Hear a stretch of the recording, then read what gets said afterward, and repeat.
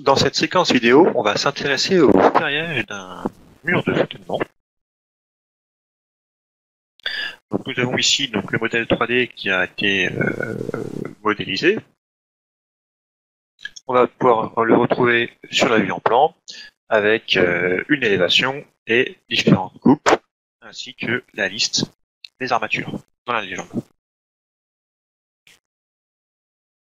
Pour ce faire, nous allons chercher la fonction forme de barre, qui nous donne accès à une bibliothèque avec différents types d'armatures prédéfinies. On va pouvoir y retrouver la forme quelconque qui permet à l'utilisateur de point par point venir dessiner la forme de son acier, ou encore des cadres fermés, des U, des barres avec crosse, des cerces, etc.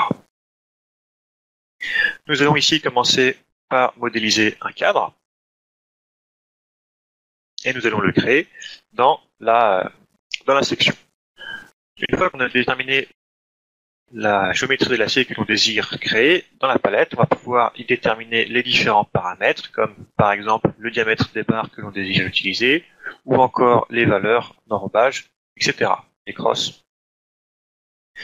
Pour la modélisation, on va pouvoir se servir des options de reconnaissance automatique de contours, qui font que très simplement, le logiciel reconnaît les dimensions du coffrage béton pour modéliser l'armature. Une fois cette étape effectuée, on va pouvoir donc valider la géométrie de l'acier que l'on vient de créer et passer à l'étape de répartition.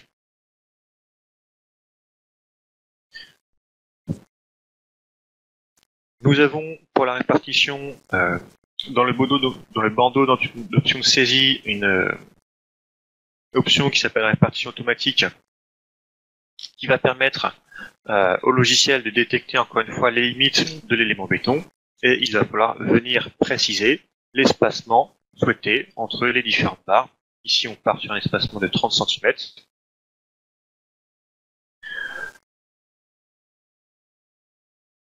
Une fois cela effectué, on valide et on va pouvoir venir positionner encore une fois la nomenclature avec une position ici une ligne de cote et encore une fois dans la palette on va pouvoir venir gérer les différentes options de représentation.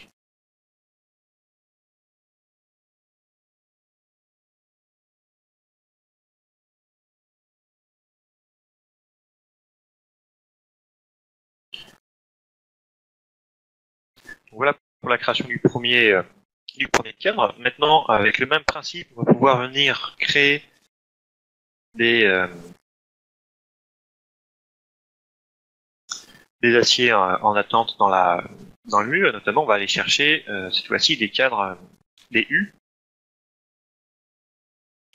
On utilise ici cette forme. Encore une fois, on vient déterminer le diamètre des barres que l'on désire utiliser, les différentes valeurs d'enrobage. On a encore une fois les outils de reconnaissance de contours. Et ici, on va pouvoir venir modifier tout simplement les dimensions des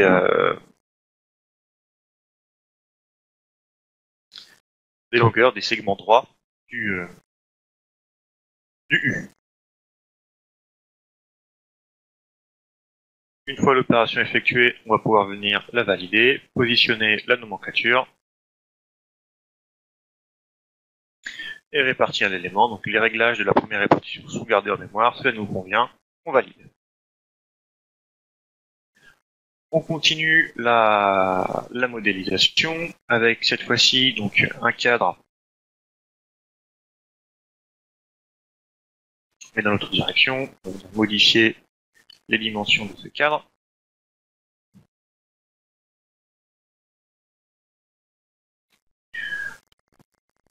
Encore une fois, venir positionner la nomenclature.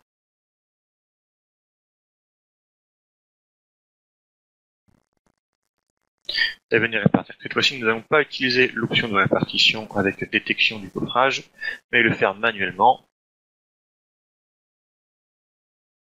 afin de répartir sur toute la longueur du mur. Cela va nous permettre, si on désire, effectuer des modifications. nous allons tout simplement venir supprimer les cadres dans la partie en biais ici. Comme cela, donc bien sûr la nomenclature se met à jour, et pour les cadres de la position ici, tout simplement, à l'aide des poignées, on va pouvoir venir effectuer une modification afin donc de changer leur géométrie. Ces opérations ainsi effectuées, il ne reste plus qu'à compléter avec des cadres à géométrie variable dans la zone centrale. Pour ce faire, on continue de travailler avec la forme de barre et le cadre ouvert. On peut partir sur la même géométrie que précédemment, sauf que cette fois-ci, on va utiliser une répartition spéciale, qui est donc la répartition de forme polygonale, afin d'avoir une géométrie variable au niveau de ce cadre.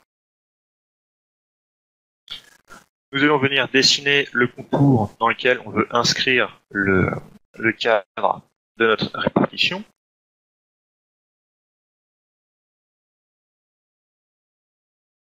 Donc il suffit à l'aide des outils de repérage de venir sélectionner les différents points ici afin de former un polygone. Une fois cela effectué, il ne nous reste plus qu'à valider et à déterminer le nombre de barres que l'on désire modéliser. On va conserver l'espacement de 30 cm, ce qui nous donne ici 17 barres. On valide et nous avons cette fois-ci des cadres à géométrie variable qui ont été modélisés.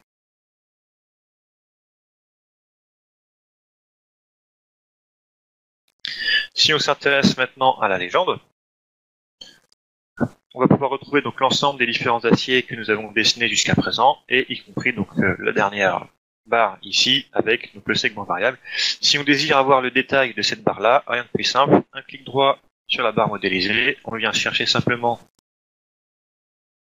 le schéma global qui va nous lister l'ensemble des positions qui composent cette répartition avec les longueurs individuelles de chacun des cadres.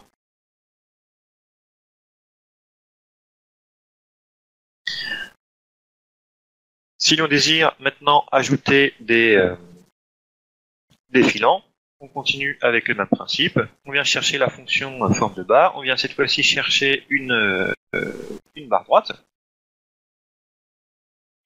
On va pouvoir ici utiliser les outils de reconnaissance de coffrage en s'approchant de l'élément béton dans la longueur. Régler les paramètres d'enrobage. Une fois ces opérations effectuées, on va passer à l'étape de répartition.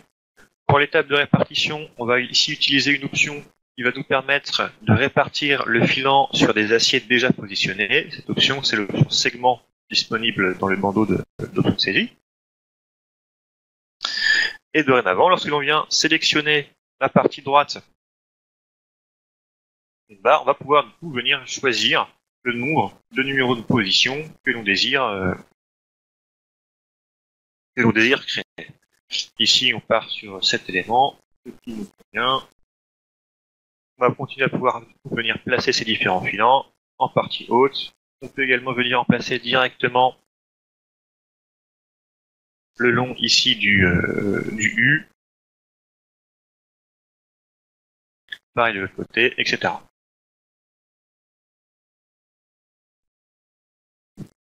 Une fois terminé, on peut du coup venir valider la position de ces différents filants et positionner donc la nomenclature. Ici, on va donner indiquer qu'il y a 28 sépare comme ceci. Et dans la partie du bas, on va également pouvoir venir ici donc supprimer les doublons qui ont été créés à certains endroits.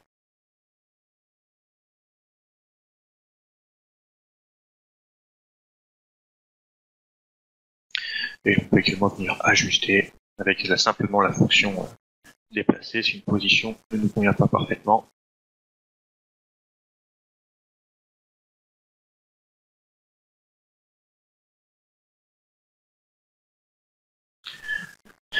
Voilà donc pour la création de ces armatures.